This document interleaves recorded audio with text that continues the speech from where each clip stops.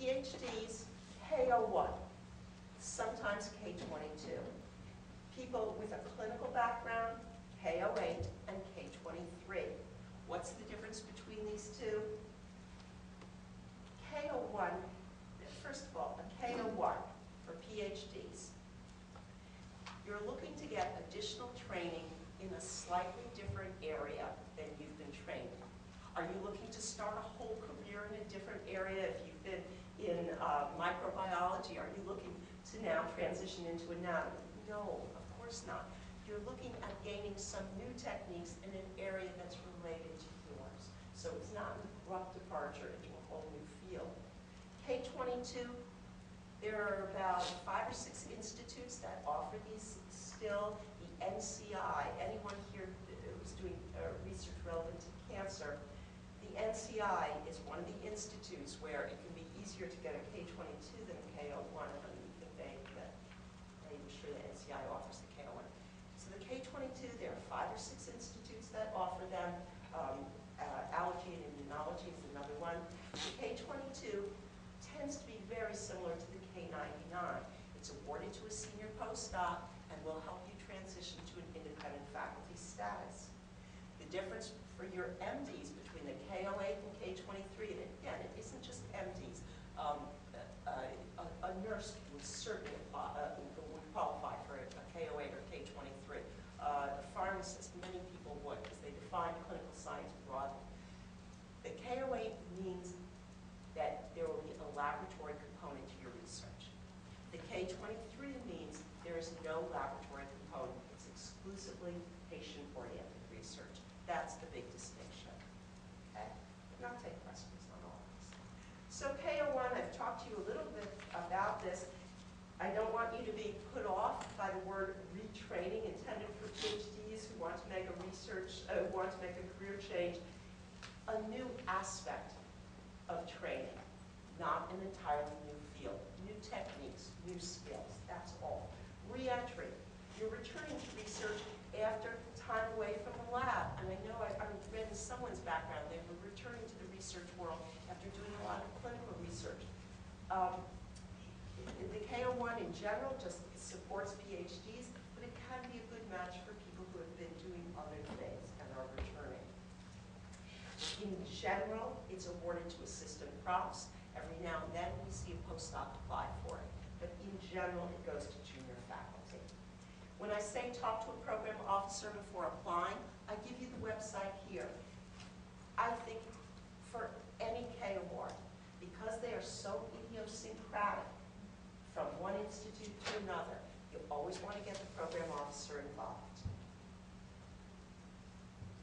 K22, the slang for these is the cash and carry awards. It supports you from an individual postdoc on to becoming, transitioning to faculty status. Don't be put off when you see the description of these awards. These were originally intended for people who were at the NIH. That is not true anymore. Most of these, in fact, are awarded to people who don't do research at the NIH, who are at outside institutions and are transitioning to faculty status. A lot of these are being eliminated. The K22 is being eliminated by a lot of institutes because it's so similar to the new K99, which is taking its place. So again, you have to make sure that you talk to the program officer before applying. For our clinicians, K08 and K23, of those of you who are looking at a career development award, how many have a clinical background? Approximately 2/3 of K awards do go to people with a clinical background. That's the people, the population that these K awards were intended for originally. And as I said, there are 2 primary awards. And the reason that these were intended for people with an MD background, this wasn't to favor MDs and to punish the PhDs, but the thinking was, and again, for those of you who are MDs, as you know better than I, it's such a grueling grueling training that MDs go through. So the thinking was that there was no time in that grueling medical training for reasonably for a person to develop research skills. So now you're a physician. The NIH is very interested in having people with a clinical background carry out clinically oriented research, and this is the primary means to getting that additional training. These are tremendous career movers, just tremendous career movers. So 2/3 of our K awards do go to the K-08 and K-23, and it provides an intensive period of training and research. Typical candidate, and this doesn't mean that there aren't exceptions, but typical candidate. You just finished your clinical training. You might be beginning your position as an instructor, assistant prof, whatever the designation may be at your institution. There are a lot of different ones. In general, didn't do a postdoc. Sometimes a postdoc applies, but in general, didn't do a postdoc. And you need this intensive period of training to become an independent clinician researcher. And as I said, a lot of biomedical, people with a biomedical background are eligible. And sometimes having a background a little bit, as long as the eligibility is there, having a different background can be a plus. So I'm not sure, Erin, for you, whether it's going to be K-01 or the 08 or 23. Which one is right for you? The NIH has this funny thing that they call the Career Award Wizard. And I give you the website here, and what the award wizard is. It's this iterative process where you put in information. It says, if you have a PhD or an MD, you put in that information. You put in information about your background, and it gives you its suggestions for what might be the right opportunities for you. It's a useful first step, very useful first step. And it's easy to do. As I said, there's a new Innovator Award. Again, because so few were offered in the past, I have not been a huge proponent of these. It's been very hard to get your head around what the NIH is looking for. But again, since this is meant for new investigators, I didn't want to exclude this opportunity. We will see more of these funded in the next year. The NIH, I think, realized that funding just 30 over the whole country, it can almost be a waste of time for the vast majority of people who are applying. These are just so scarce. It's really hard to get a sense of what they're looking for. But this gives you the website to learn more. In terms of the first round, the feedback that we have received is that by far the biggest mistake that most people made when they were applying for this was that the research they were proposing wasn't innovative. The potential impact wasn't high enough to qualify for this particular award. This one, grant supplements for minority investigators. And I talked about this a little bit. Let me explain how this works.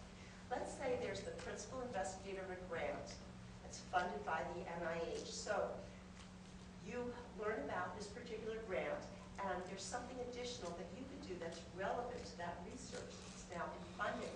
The PI of that grant, so the head of that grant, the person who wrote it and is directing it, they can put in for what's called a supplement. And this supplement will fund an additional amount of research relevant to that, the original research project that's funded, and it tends to, many of them are dovetailed specifically for underrepresented minority investigators. This is just a great way to get entry into the NIH system of peer review. And I know that Dr. Mouse said that there are a number of these that are already funded out here.